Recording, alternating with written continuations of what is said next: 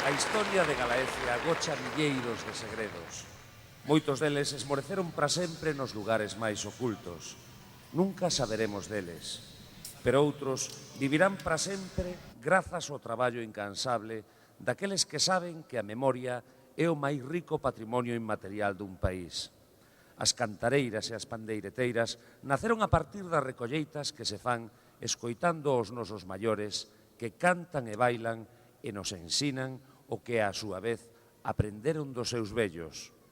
Un patrimonio de valor incalculable que se acompaña dos instrumentos máis enseñosos, unhas cunchas de vieira, unha lata de pimentón, unha botella de anís, unha tixola vella, o sacho mentre se traballa na eira ou, por suposto, as pandeiretas que camiñan da man coa memoria da nosa máis xenuína tradición.